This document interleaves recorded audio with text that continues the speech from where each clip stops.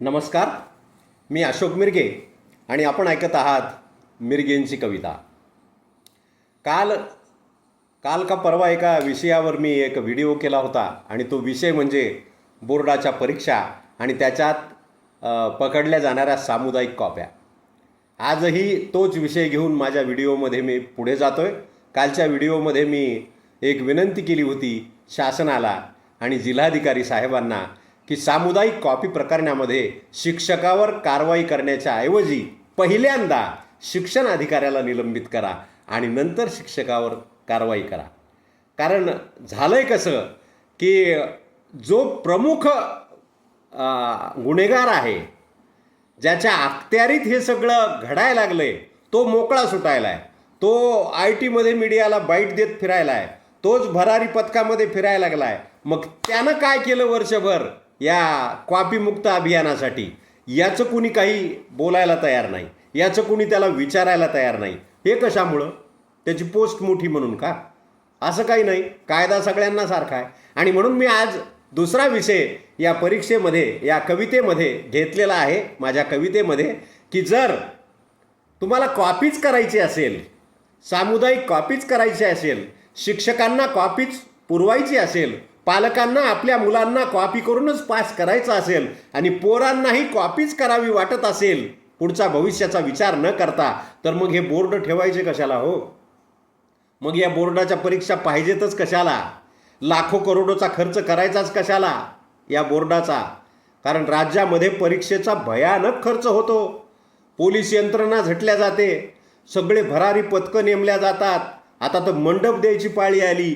इथपर्यंत या परीक्षाचा फार्स सुरू झाला आहे. असं असताना कशाला हो? असंही तुम्ही 8वीपर्यंत पास करायच लागले लेकरांना. मग बोर्डाच्या परीक्षेची नाटकं कशाला? त्यांनी आपलं पेपर लिहायचा पाहून आणि 90% घ्यायचे, 98% घ्यायचे, 99.99 घ्यायचे. कशासाठी?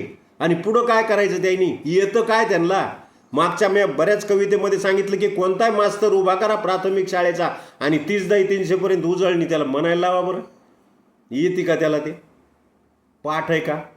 आम्हाला पहिलीपासून जे शिक्षण छडीखाली असायचं ना, असे हात जोडून उभं राहायचं आणि आम्ही बेपासून जे सुरू करायचं ते 30-300पर्यंत. पुढं एकानं म्हणायचं, मागून एकानं. रोज घोकमपट्टी, मुखपाठ होत होती उजळणी. आणि कांड्यावर तर बेरीज, आम्ही अजूनही कांड्यावर करतो बेरीज. आम्हाला कॅल्क्युलेटर नाही लागत बेरीज. म्हणजे असं समर्थ शिक्षण आम्हाला आमच्या लहानपणी भेटलं. कुठं गेले हे दिवस? माणसं तर तेच आहेत. मग असं का वागायला लागले सगळे? प्रत्येकाला आयतं का वाटायलंय असं वागावं म्हणून? आणि त्याच्यामुळं मग हे बोर्ड हे काय करायचे काय हो? शिक्षण द्या, डिग्र्या द्या त्यांना, 100पैकी 100 मार्क देऊन टाका. बघा म्हणून पुढं तुम्हाला कसं धंदा काय करायचा ते. नाहीतरी हे 99.99% मिळविणारे पोरं पुढं काय करते त्याचं कळत सुद्धा नाही. ज्यांचे पेपरला फोटो आले, ज्यांचे नावं पेपरला झळकले, ज्यांचे जागोजागी सत्कार झाले, ज्यांच्या मुलाखती झाल्या, ज्यांचे त्या काय म्हणते ते कोणते क्लासेस असते तर कोचिंग क्लासेसवाले माईक घेऊ त्यांच्या पुढं गेले की अरे आमचाच क्लासचा विद्यार्थी आहे आणि यानं मोठा मशाल लावली, दिवा लावला. अरे वा, हे सगळं कशासाठी? हे सगळं बंद करा ना सगळं, आहे का नाही? आणि अजून एक मागणी मी याच्यासोबत केलेली आहे की आता बाद झालं, जातीवरचं आरक्षण बंद करा. सगळे लोक कदरून गेले. त्यांच्या जे आरक्षण घ्यायले ते सुद्धा अशी मागणी करायला लागलीत आता. जसं केंद्र सरकारनं आवाहन केलं होतं की ज्या लोकांना, म्हणजे जे श्रीमंत आहेत, ज्या लोकांना गरज नाही अशा लोकांनी गॅसची सबसिडी घेऊ नये. अनेक लोकांनी अर्ज देऊन बंद केलं की आम्हाला सबसिडी नको. तसं आवाहन तरी करून बघाल. कोणाला काही वाटलं तर वाटलं की नको. आता आपल्या 3 पिढ्या सुधारल्या, कलेक्टर झाले, IPS झाले, IAS झाले, मोठ्या मोठ्या सचिव लेवलपर्यंत गेले आरक्षणाचा लाभ घेऊन.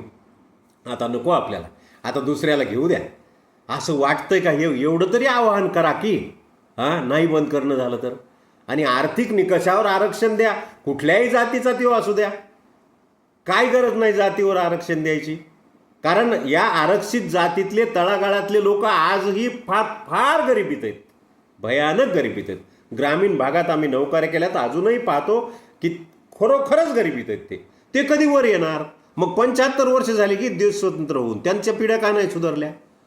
का नाही सुधारल्या? त्यांचं कसं व्हायचं? त्यांचा वाली कोण आहे? आणि म्हणून हे आर्थिक निकषावर द्या आरक्षण. सगळ्या जातीमध्ये गरीब आहेत, सगळ्या जातीत दारिद्र्य नाही असं नाही, कोणती जात असू द्या त्याच्यामध्ये दारिद्र्य आहेच आहे. आणि त्या दारिद्र्याला लोकांच्या टॅक्सचा उपयोग व्हावा, जातीवर नुसता उपयोग होऊ नये, ही सुद्धा कळकळीची विनंती मी अनेक वेळा केली, आजही करणार आहे. आणि म्हणून या कापी मुक्ती अभियानामध्ये एकच करा की शिक्षण अधिकाऱ्याला जबाबदार धरा. त्याच्याशिवाय तो सूत्र हलविणार नाही. त्यांचे लागेबांधे असतात खालीपर्यंत आणि मग त्यांचं सगळं एकमेकाच्या सल्ल्यानं चालतं. अहो, बहुशिक्षकी शाळेमध्ये तुम्हाला काय सांगावं, आम्ही अनुभव घेतले, आम्ही अनुभवलेलं आहे हो.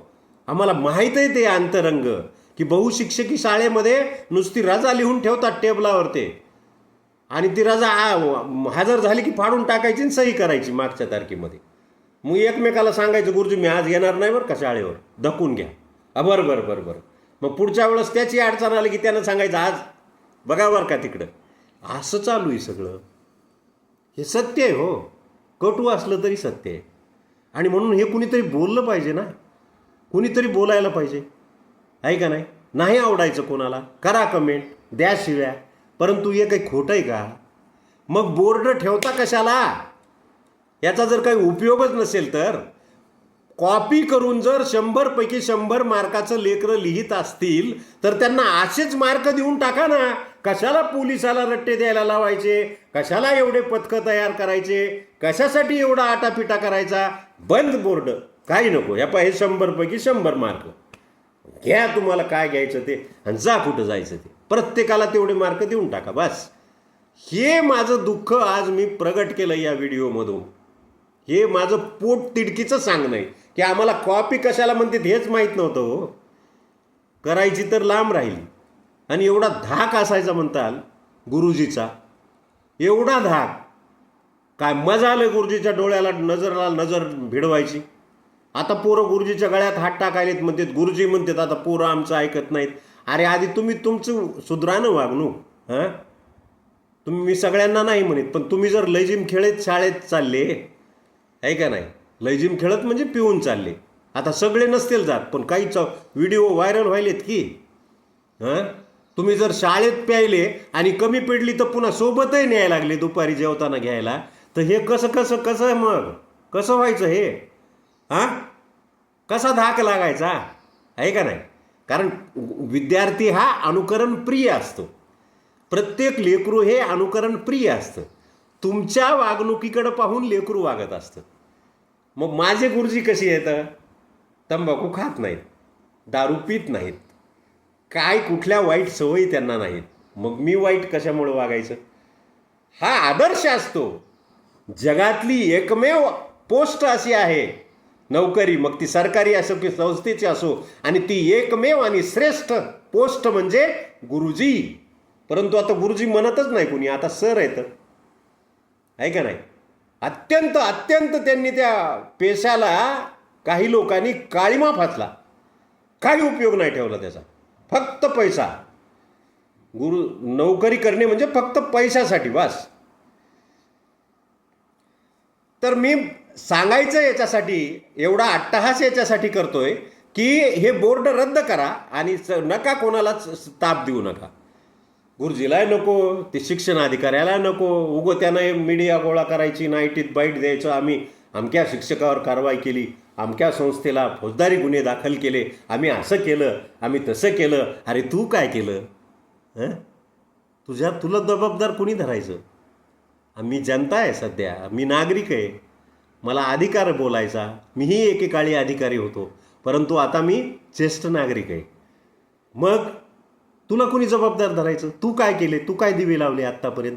हे सांग ना, हे मीडियाला सांग ना की मी एवढे प्रयत्न करून एवढ्या नोटिसा देऊन सुद्धा ऐकलं नाही म्हणून कारवाई केली, असं कळू दे ना. नाही तर शासनानं बोर्ड कॅन्सल करून टाकावं, संपलं, काही गरज नाही. आणि परीक्षा नको, काहीच नको, 100% देऊन टाका बस. जसे 8वीपर्यंत पास करायला तसे पुढे रेटा, जसं व्हायचं जिथं काठाला लागायचं तिथं लागेल. नौका एकदा पाण्यात सोडली ना कुठंतरी किनारा सापडेल. जशी चलायची तशी चलत. सगळंच तसं झालं, त्याला काय करणार. आणि म्हणून माझी ही आजची कविता आणि कळकळीची विनंती ऐका. लाखो करोडोचा खर्च करून बोर्डाची परीक्षा घेतली जाते. लाखो करोडोचा खर्च करून बोर्डाची परीक्षा घेतली जाते आणि ज्यांची कॉपी उघडी पडली फक्त त्यांच्यावर बेतली जाते. बाकीचे मस्त मजेत, तिकडं पथक गेलंच नाही, कुणी आलंच नाही, हेच चालू मस्त कोणाच्या आशीर्वादानं तरी. ज्या शाळा पकडल्या नाहीत तिथे कॉपी झालीच नसणार काय. ज्या शाळा पकडल्याच नाहीत तिथे कॉपी झालीच नसणार काय. आणि तिथले मास्तर आणि विद्यार्थी सगळेच प्रामाणिक असणार काय. कमाल आहे बाबा. नुसता फार्स करायचा असेल तर 12वीला बोर्ड ठेवता कशाला. असा फार्सच करायचा असेल तर 12वीला बोर्ड ठेवता कशाला. आणि आधीच पोटभर जेवण केल्यावर पुन्हा न पचणारं जेवता कशाला. कॉपी करून पास झालेले विद्यार्थी आयुष्यात काय दिवे लावणार. कॉपी करून पास झालेले विद्यार्थी आयुष्यात काय दिवे लावणार. आणि मास्तरांनी तयार केलेली आयती पिढी मागे काय आदर्श ठेवणार. काय अपेक्षा करावं त्यांच्याकडून. असंही मुलांना नापास करायचं नाही मग परीक्षेचा खर्च करता कशाला. कायद्यानं असंही 8वीपर्यंत नापास करायचंच नाही की मग परीक्षेचा खर्च करता कशाला. आणि शिक्षण अधिकारी नामानिराळा ठेवून शिक्षकावर कारवाई करता कशाला. हे माझं खरं दुखणं आहे की हाल्याचं दुखायलं पखालीला इंजेक्शन तुम्ही द्यायला लागलात. कशामुळं. बिमार कोण आहे. म्हैस.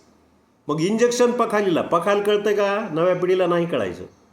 पूर्वी गावगाड्यामध्ये एका व्यक्तीवर संपूर्ण गावाला पाणी वाटप करायची जबाबदारी असायची. आणि मग त्यानं आपल्या जवळच्या म्हशीवर किंवा हल्यावर रेड्यावर एक चमड्याची पिशवी 2 तोंडं असलेली ती लादायची आणि त्याला नदीला नेऊन ती पिशवी भरायची. त्याला वरी 2 तोंडं असायचे, खाली 2 तोंडं असायचे. खालच्या तोंडानं त्यानं पाणी सोडायचं त्या आपल्या टाकीमध्ये, हौदामध्ये किंवा रांजणामध्ये. त्याला म्हणायचं पखाल.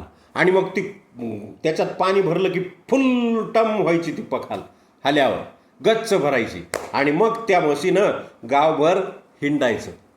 आणि मग एक दिवशी ती बिमार पडली म्हैस आणि डॉक्टराकडं नेली. आणि मग डॉक्टरांनी गडबडीत त्या हाल्याला इंजेक्शन द्यायच्या ऐवजी पखालीलाच दिलं. ते पाण्यात गेलं की इंजेक्शन त्याचं दुखणं राहील कसं त्या ह्याचं. तसं शिक्षणाचं झालंय सध्या. आणि म्हणून तेव्हापासून म्हण तयार झाली की हाल्याचं दुखायलं इंजेक्शन पखालीला. हे असं व्हायला लागलंय सगळं. सगळ्या व्यवस्थेमध्ये असं व्हायला लागलंय. कसं करणार. काय करायचे तुमच्या डिग्रीला आणि तुमच्या बोर्डाला. काही जर येईच न बोंबलायला कोणाला तर 30-300 उजळणी मास्तराला येईना हो. प्राथमिक शाळेचा मास्तर उभा करा आणि म्हणायला लावा त्याला पाढे. 21 ते 30 तरी म्हणायला लावा. जाऊ द्या बाकीचे तेवढे तर म्हणायला लावा. आम्हाला तर 1 पाव आम्हाला पावकी निमकी झालेली होती. हां हे जाऊ द्या पावकी निमकीचं. पण 30-300 तर म्हणायला लावा. येतंय का ते. नाही. कशामुळं. पायाच कच्चा आहे ना. पिलरचं बांधकामच नाही खाली. त्याच्यामुळं फाउंडेशन लक हालायला लागलंय. कसं तरी कडीला लावायला ते पेन्शनपर्यंत. बाकी काय. आणि याच्यामुळं असंही मुलांना नापास करायचं नाही मग परीक्षेचा खर्च करता कशाला. आणि शिक्षण अधिकारी नामानिराळा ठेवून शिक्षकांना जबाबदार धरता कशाला. जनतेच्या टॅक्सचा पैसा उधळणाऱ्या बोर्डाच्या परीक्षा बंद करा. विनंती आहे माझी कळकळीची की जनतेचा टॅक्सचा पैसा उधळून टाकण्यापेक्षा बोर्डाच्या परीक्षा बंद करा. आणि सगळ्यांना 100% मार्क देऊन शिक्षण हा ऐच्छिक छंद करा. बस सगळ्यांना मार्क देऊन टाका. काय असाही उपयोगच नाही ना. काही अभ्यासाचे मार्कच नाहीत. त्याच्यामुळं मग असे मिळाले काय ना असे मिळाले काय. निदान ते खर्च तरी वाचल आपल्या सरकारी तिजोरीवरचा.